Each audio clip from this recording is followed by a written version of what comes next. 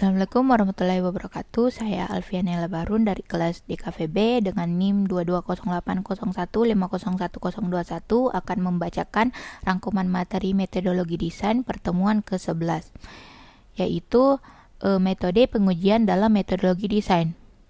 Metode pengujian desain adalah bagian penting dalam proses pengembangan produk atau sistem. Pengujian dilakukan untuk memastikan bahwa solusi desain berfungsi dengan benar dan memenuhi persyaratan teknis yang telah ditetapkan. Prinsip-prinsip dasar dalam pengujian desain merupakan bagian penting dalam proses desain. Pengujian desain dilakukan untuk mengevaluasi kinerja dan efektivitas solusi yang telah dirancang dan dikembangkan. Dalam pengujian solusi desain terdapat beberapa prinsip dasar yang harus diperhatikan untuk memastikan hasil penguji yang valid dan akurat. Berikut adalah beberapa prinsip dasar dalam pengujian solusi desain. Pertama adalah definisi tujuan pengujian. Tujuan pengujian harus jelas dan terdefinisi dengan baik sebelum pengujian dilakukan.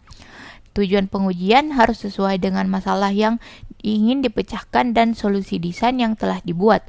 Dengan definisi tujuan pengujian yang jelas, maka hasil pengujian dapat memberikan informasi yang berguna dalam memperbaiki solusi desain yang telah dibuat. 2. Identifikasi pengguna. Pengguna solusi desain harus diidentifikasi dengan jelas sebelum pengujian dilakukan. Pengguna yang berbeda mungkin memiliki kebutuhan yang berbeda dan dapat memberikan masukan yang berbeda dalam pengujian. Dengan mengidentifikasi pengguna yang tepat, maka pengujian dapat dilakukan dengan lebih fokus dan hasilnya dapat lebih relevan dengan pengguna yang sebenarnya. 3. Pengguna metode pengujian yang tepat.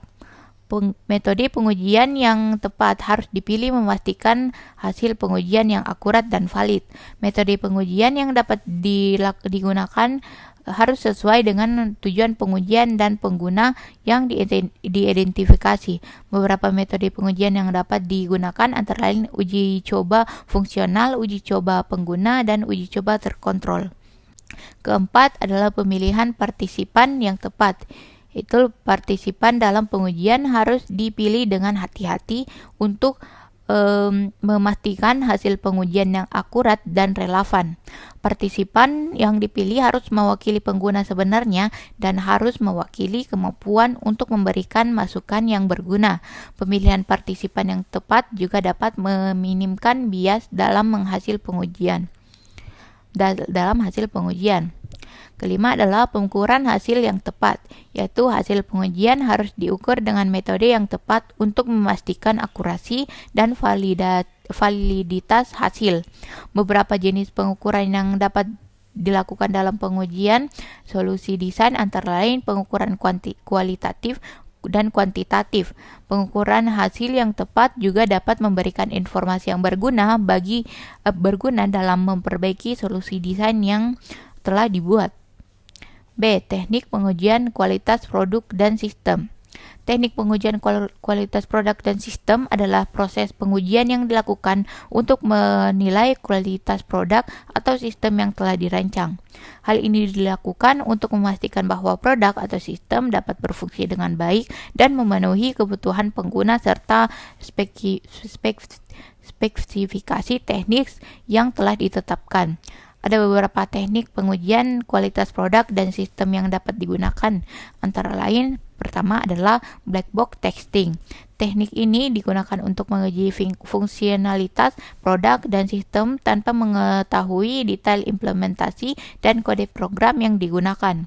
Uji coba dilakukan dengan memberikan berbagai input tertentu dan mengamati output yang dihasilkan untuk menentukan apakah produk atau sistem telah memenuhi persyaratan yang telah ditetapkan. Kedua adalah white box testing. Teknik ini dilakukan dengan memeriksa kode program yang digunakan dalam pembuatan produk atau sistem dan menguji setiap bagian produk kode tersebut. Hal ini dilakukan untuk menemukan bug atau kesalahan yang mungkin terjadi pada produk atau sistem dan memastikan bahwa produk atau sistem berjalan dengan baik. Ketiga adalah regression testing.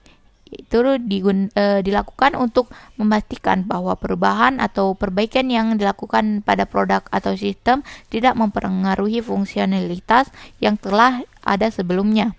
Dalam hal ini, pengujian dapat dilakukan dengan menguji kembali setiap fitur yang telah ada sebelumnya untuk memastikan bahwa perubahan atau perbaikan mempengaruhi fungsionalitas tersebut. Keempat adalah user